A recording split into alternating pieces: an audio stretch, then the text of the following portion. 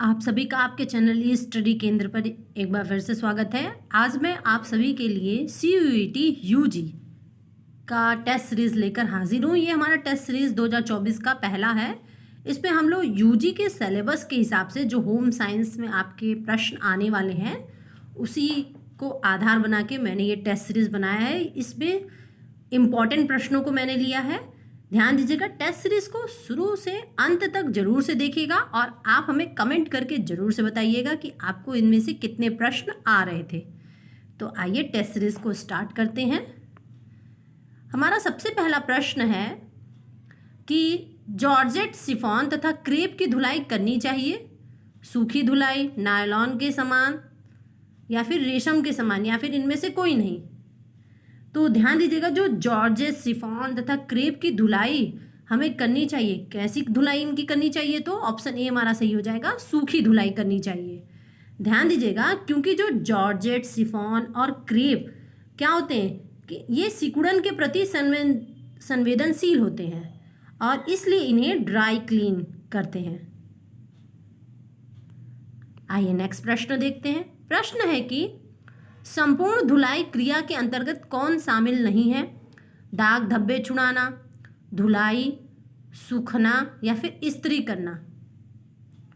तो ध्यान दीजिएगा, संपूर्ण धुलाई क्रिया के अंतर्गत क्या शामिल नहीं है? तो दाग धब्बे छुड़ाना ये तो धुलाई के अंतर्गत शामिल किया जाता है, फिर धुलाई जो की जाती है वो भी शामिल किया जाता है और साथ ही साथ इसमें सुखाना भी शामिल किया जाता है। लेकिन जो इस्त्री करना है यह संपूर्ण धुलाई क्रिया के अंतर्गत शामिल नहीं किया जाएगा। तो हमारा सही क्या हो जाएगा? Option number D. नेक्स्ट प्रश्न देखते हैं। प्रश्न है कि रेशम तथा ऊनी वस्त्र पर के रक्त के धब्बे स्पंज करने से साफ हो जाते हैं, सोडियम बोरेट सहित जल मिश्रण से, सोडियम पर बोरेट तथा हाइड्रोजन पेरोक्साइड के मिश्रण से, या फिर ए तथा बी दोनों सही होगा या फिर इनमें से कोई नहीं। तो ध्यान दीजिएगा, जो रेशम तथा ऊनी वस्त्र पर रक्त के जो धब्बे होते हैं उनको स्पंज करने से साफ हो जाएगा। क्या स्पंज करने से? तो ऑप्शन बी हमारा सही हो जाएगा, सोडियम पर बोरेट तथा हाइड्रोजन पेरोक्साइड के मिश्रण से। क्योंकि जो हाइड्रोजन पेरोक्साइड होता है यह एक शक्तिशाली ऑक्सीकारक है। क्यों साफ हो जाता है? तो मैं बता रही हूँ, इसको ध्यान रखिएगा कि जो हाइड्रोजन पेरोक्साइड होता है यह एक शक्तिशाली ऑक्सीकारक है और यह ब्लड से क्रिया करके जल तथा ऑक्सीजन बना देता है, जिससे जो धब्बा है वो जल्दी से ही साफ हो जाता है। आइए नेक्स्ट प्रश्न देखते हैं। प्रश्न है कि पेट या वॉर्निश के धब्बे, पेंट होगा यहाँ पे, तथा वॉर्निश के धब्बे सहज ही छूट सक जाते हैं। किससे? केरोसिन तेल से, तारपीन के तेल से, मिथिलेट स्प्रिट से या फिर इनमें से कोई नहीं। तो ध्यान दीजिएगा, यहाँ पे जो पेंट तथा वॉर्निश के धब्बे जो होते हैं वो सहज ही छूट जाते हैं। तो किससे किससे छूटते हैं? तो ध्यान रखिएगा, केरोसिन के तेल से भी छूट जाते हैं, तारपीन के तेल से भी छूट जाते हैं और मिथिलेट स्प्रिट से भी साफ हो जाते हैं। तो यहाँ पे जो ऑप्शन डी हमारा दिया है इनमें से कोई नहीं की जगह क्या हो जाएगा? इनमें से सभी होगा, यह सभी। तो ऑप्शन यहाँ पे डी क्या हो जाएगा? यह सभी सही हैं, इन सब से छूट जाते हैं पेंट और वॉर्निश के धब्बे। नेक्स्ट प्रश्न देखिएगा। प्रश्न है कि अच्छी धुलाई के लिए सबसे अच्छा प्रकार है बेलनकार, रोटरी, डॉली प्रकार, झूलने वाली या फिर चूषण मशीन। तो ध्यान दीजिएगा, जो अच्छी धुलाई का सबसे अच्छा प्रकार माना जाता है ऑप्शन डी हमारा सही हो जाएगा, चूषण मशीन होता है। जो चूषण मशीन होता है, ध्यान दीजिएगा, ये एकदम वैक्यूम क्लीनर मशीन की तरह काम करता है। जैसे वैक्यूम क्लीनर धूल गंदगी को चूस लेता है, उसी तरह ये जो चूषण मशीन होता है ये कपड़ों की जो गंदगी है उसको चूस या सोख लेता है। नेक्स्ट प्रश्न देखिए। प्रश्न है कि इनमें से कौन सूती वस्त्र की विशेषता है? टिकाऊपन, आरामदायक, शीतलता प्रदान करना या फिर इनमें से सभी। तो ध्यान दीजिएगा, जो सूती वस्त्र होते हैं ये टिकाऊ होते हैं, फिर ये आरामदायक होते हैं और हर प्रकार के स्किन के लोगों के लिए ये सूट करते हैं। क्योंकि जो सूती वस्त्र क्या होता है, ये एक नेचुरल फाइबर होता है। फिर ये शरीर को क्या प्रदान करता है? शीतलता प्रदान करता है, इसीलिए इसको गर्मियों के दिन में ज़्यादा लोग पहनना पसंद करते हैं। तो यहाँ पे ऑप्शन डी हमारा सही हो जाएगा। अगला प्रश्न देखते हैं। प्रश्न है कि स्टार्च युक्त कपड़े संग्रह करने पर लग जाती है फफूंद, सिल्वर फिश, धब्बे या इनमें से कोई नहीं। तो ध्यान दीजिएगा, अगर स्टार्च युक्त कपड़े ज़्यादा दिन तक संग्रह करके रखा जाता है तो उसमें क्या हो जाता है कि ऑप्शन हमारा जो है इसमें क्या हो जाएगा,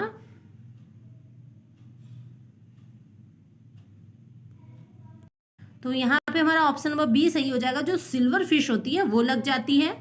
ध्यान दीजिएगा, जो स्टार्च होता है वो हम किन किन कपड़ों में इसका यूज़ करते हैं। तो जो स्टार्च है वो रोज़मर्रा की सूती और लिनन के कपड़े, साथ ही साथ पॉलिएस्टर जैसे जो टिकाऊ सिंथेटिक कपड़ों के लिए भी सुरक्षित होता है स्टार्च का प्रयोग करना कपड़ों में। और ज़्यादा दिन तक जो स्टार्च युक्त कपड़े हम संग्रह करके रखेंगे तो उसमें क्या लग जाता है, सिल्वर फिश। आपने देखा भी होगा, चलने वाले कीड़े के समान होते हैं, सिल्वर कलर के। नेक्स्ट प्रश्न देखते हैं। प्रश्न है कि किन बिंदुओं को वस्त्र खरीदते समय ध्यान में नहीं रखा जाता है। सिल्वर अवरोधकता, कोमल, धोने में आसानी, रंग की तीव्रता। तो ध्यान दीजिएगा कि हम जो किन बिंदुओं को वस्त्र खरीदते समय ध्यान नहीं रखा जाता है, तो रंग की तीव्रता को ध्यान में रखा जाता है, कैसा रंग होना चाहिए, धोने में आसानी हो ये भी ध्यान रखा जाता है, और सिल्वर अवरोधकता पर भी ध्यान रखा जाता है। लेकिन ऑप्शन बी जो हमारा यहाँ सही हो जाएगा, नहीं ध्यान दिया जाता है। तो कोमलता, जरूरी नहीं कि आपके पास जितने भी कपड़े हों वो सारे कोमल हो, लेकिन हम कलर, धोने में आसानी, जैसे ड्राई वॉश ज़्यादा कपड़े लोग नहीं खरीदना चाहते हैं, और सिल्वर अवरोधकता इसको भी ध्यान में रखा जाता है। आइए नेक्स्ट प्रश्न देखते हैं। प्रश्न है कि प्लैकेट करते हैं तुरपन को, सिलाई को, बटन की पट्टी को या फिर जोड़ को। तो ध्यान दीजिएगा, जो प्लैकेट करते हैं ये किसको करते हैं, तो ऑप्शन सी हमारा सही हो जाएगा, बटन की पट्टी को। आपने देखा होगा कि ये जो प्लैकेट होता है ये मुख्य रूप से 4 प्रकार के होते हैं, और ये कपड़े की एक तह है जिसमें, ध्यान दीजिएगा, जिसमें हम बटन, हुक आदि को सिल देते हैं। जिस प्रकार का जो कपड़ा होगा वैसा हम ब्लैंकेट का यूज़ करते हैं। अगर शर्ट है तो शर्ट में बटन लगेगा, अब स्कर्ट है तो स्कर्ट में हुक लगेगा। नेक्स्ट प्रश्न देखते हैं। प्रश्न है कि इनमें से कौन बिहार का सुई शिल्प है। सुजनी, जामदानी, फुलकारी या फिर सिंधी। तो ध्यान दीजिएगा, जो इनमें से कौन बिहार का सुई शिल्प है, तो ऑप्शन ए हमारा सही हो जाएगा, सुजनी। ध्यान दीजिएगा, जो सुजनी है यह बिहार का एक कढ़ाई कला है जिसे जीआई टैग भी मिला हुआ है। और फुलकारी कहाँ की है, तो पंजाब की है। नेक्स्ट प्रश्न देखते हैं। प्रश्न है कि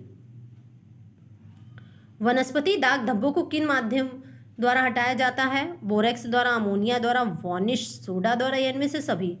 तो ध्यान दीजिएगा, जो वनस्पति दाग धब्बे होते हैं इनको बोरेक्स द्वारा भी हटाया जा सकता है, अमोनिया द्वारा भी हटाया जा सकता है, और वॉशिंग सोडा द्वारा। तो ये तीनों सही होंगे, तो इन ऑप्शन डी हमारा सही हो जाएगा, इनमें से सभी। और जो वनस्पति दाग धब्बे होते हैं ये बहुत जिद्दी होते हैं, और ये सिर्फ पानी और डिटर्जेंट से साफ नहीं होते हैं, और इनको नहीं निकाला जाता है। इसीलिए ध्यान दीजिएगा, हम बोरेक्स, अमोनिया या फिर वॉशिंग सोडा का यूज़ करके इन दाग धब्बों को कपड़ों से हटाते हैं। नेक्स्ट प्रश्न है, वीडियो आपको कैसा लग रहा है हमें कमेंट करके ज़रूर से बताइएगा, और अपने फ्रेंडों में वीडियो को शेयर करिएगा। और अभी तक अगर आपने हमारे चैनल को सब्सक्राइब नहीं किया तो सब्सक्राइब कर लें, ताकि आपकी यूजी होम साइंस की प्रिपरेशन आसानी से चलती रहे। आइए नेक्स्ट प्रश्न देखते हैं। प्रश्न है कि इनमें से कौन सा प्राणीज धब्बा है। दूध, फूल, घास या सब्जी। तो ध्यान दीजिएगा, जो फूल, घास और सब्जी है ये तो हमें प्रकृति से प्राप्त होता है, प्रकृति नेचर से प्राप्त होता है। लेकिन जो दूध है ये हमें जानवर, गाय भैंस से प्राप्त की हम करते हैं। तो ये जो है ये एक प्रकार का प्राणीज धब्बा होगा। और जितने भी दूध से रिलेटेड प्रोडक्ट होते हैं उनसे जो धब्बे होंगे वो भी प्राणीज धब्बे होंगे, जैसे कि घी, मक्खन, मलाई और साथ ही साथ जो हाँ घी मक्खन मलाई इसको भी हम शामिल कर सकते हैं। और जैसे कि ये घी से मक्खन से निकलने वाला जो लिक्विड तेल उसके घी कहा जाता है। तो ये सभी जो क्या है प्राणीज धब्बे हैं। आइए नेक्स्ट प्रश्न देखते हैं। प्रश्न है कि जंग का धब्बा है प्राणीज धब्बा, चिकनाई युक्त धब्बा, यहाँ पे धब्बा होगा खनिज धब्बा या फिर वनस्पति धब्बा।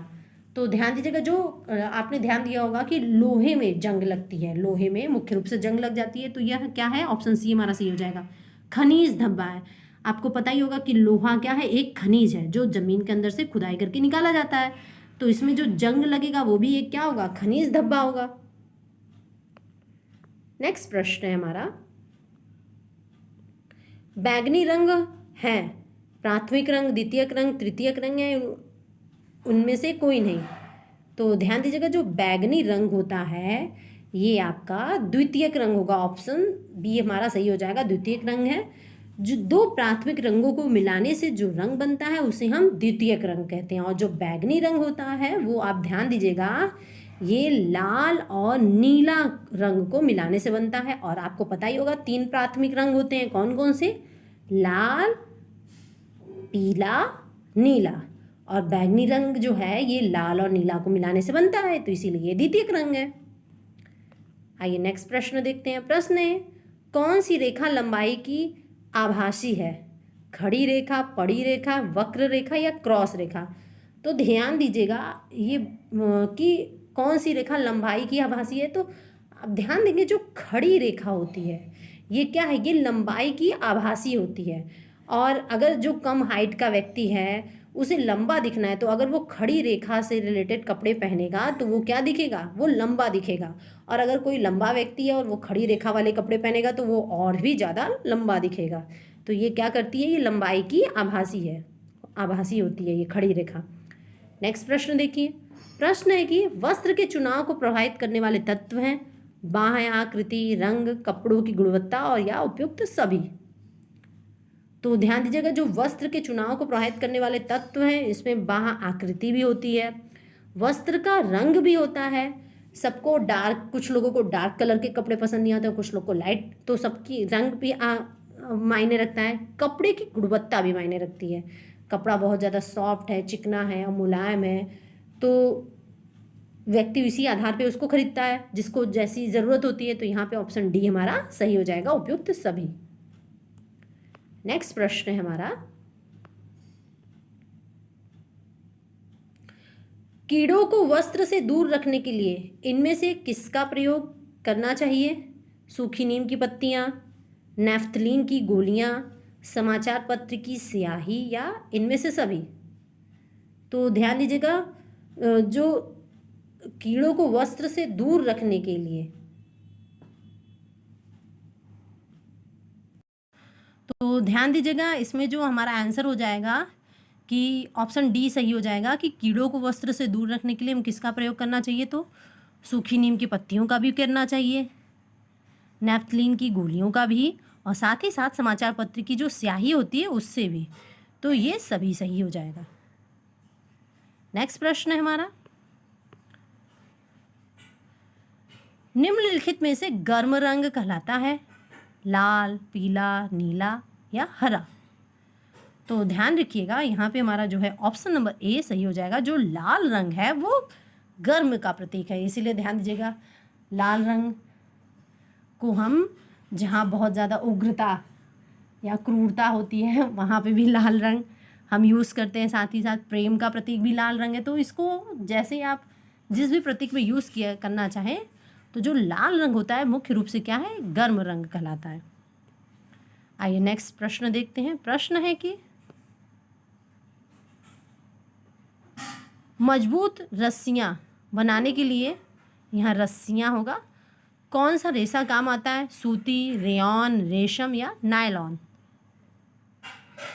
तो ध्यान दीजिएगा, जब हमें मजबूत रस्सियाँ बनानी होती हैं तो उनमें जो रेशा काम होता है वो हमारा ऑप्शन डी सही हो जाएगा। जो नायलॉन के रेशे होते हैं इनसे बनने वाली जो रस्सियाँ होती हैं बहुत मजबूत होती हैं। नेक्स्ट प्रश्न देखते हैं। प्रश्न है कि आरामदायक शीतल तथा स्फूर्तिवर्धक रंग होता है लाल, बैंगनी, हरा या सफ़ेद। तो जो आरामदायक है, शीतल तथा स्फूर्तिवर्धक जो रंग होता है वो होता है हमारा जो ऑप्शन हो जाएगा यहाँ पे सी, हरा।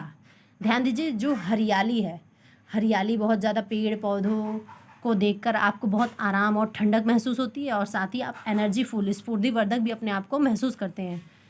तो यही चीज़ है, ये जो हरा रंग है ये आपको क्या कराता है, आराम, शीतलता तथा स्फूर्तिवर्धक रंग होता है हरा रंग। तो वीडियो आपको कैसा लगा हमें कमेंट करके ज़रूर से बताएं।